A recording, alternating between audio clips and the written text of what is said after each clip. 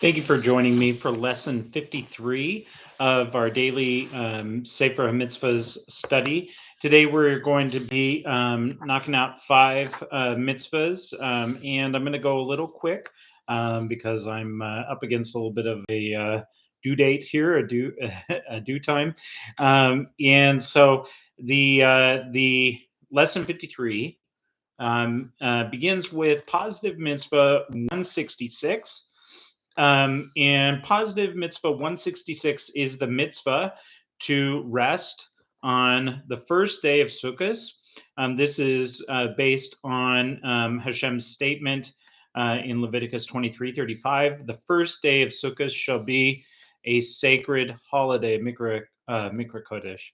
So that is going to be positive 166. Negative 327 is the negative version of that, as we've been seeing the last couple days, that we're forbidden from doing any malacha on the first day of Sukkot, and this comes from the statement, "No servile malacha may be done."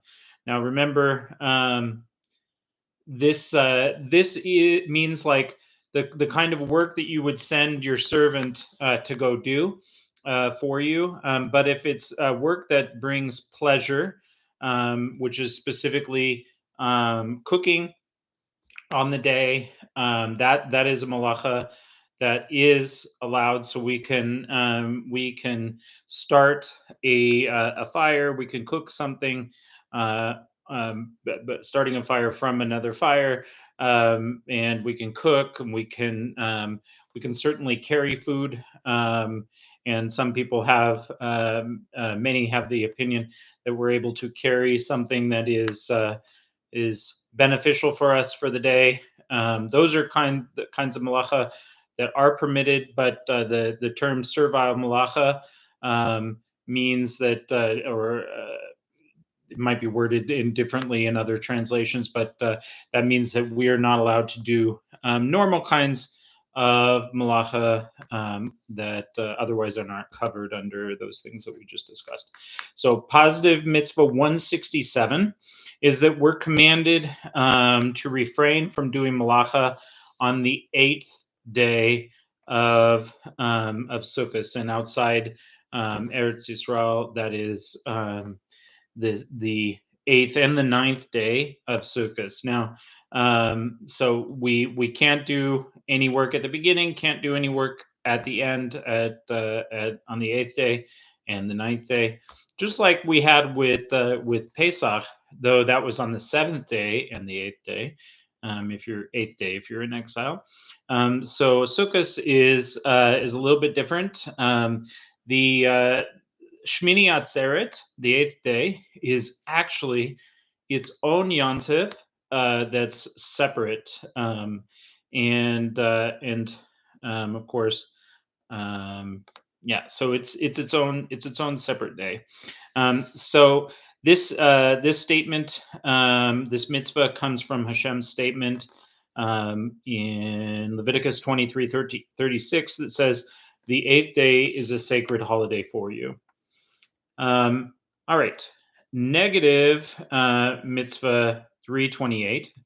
By the way, there was more to say on that last one, but I'm going a little fast here. So, negative mitzvah 328 is that we're forbidden from performing malacha on Shmini Atzeres. And this is the statement of Hashem that says, "No servile malacha may be done on that day," just like we talked about previously. And the last mitzvah we're going to talk about today is negative mitzvah number 199. Now we're getting into new territory. We're no longer talking about just malacha that we do or don't do on holidays, but we're getting into specific mitzvahs that we have to do on those holidays. And we're starting out with Pesach. And negative mitzvah 199 is that we're forbidden to eat chametz on the 14th of Nisan afternoon. So the source of this mitzvah comes from Deuteronomy 16:3, which says, "Don't eat any chametz with it." So, what does it mean with it? This refers to the Pesach lamb, which we are required to offer, assuming the temple was standing, are required to offer between noon and sundown of the 14th of Nisan. So this is, remember, Pesach actually refers to the offering, not actually to the day, but it's come to mean the day, and in fact, the full week of Pesach. Although those days are actually referred to as Chag HaMitzvos, the festival of unleavened bread. So, what this verse tells us is that when it's time to bring the Pesach offering, which is noontime, from that time on, you're not allowed to eat chametz. So, Tractate Pesachim says, this is in the Talmud, says, what is the source of the prohibition not to eat chametz after the 6th hour or noon? The verse, don't eat any chametz with it. It also says, according to all opinions, eating chametz after the 6th hour is a biblical prohibition. This verse is the version of all reliable copies which were read by the sages. Okay, so the reason for the prohibition of eating chametz during the 6th hour is said there. The sages made an additional prohibition in order that people not come to a biblical prohibition. So anyone who transgresses eating chametz after noon is punished by lashes. And there's more in Tractate Pesachim about that. So on that day we are punished by lashes if we had if the temple was standing and et cetera, et cetera. But the punishment would be that you would get lashes if you ate after the 6th hour any chametz, and the sages added on some extra time so that we wouldn't actually break the biblical mitzvah.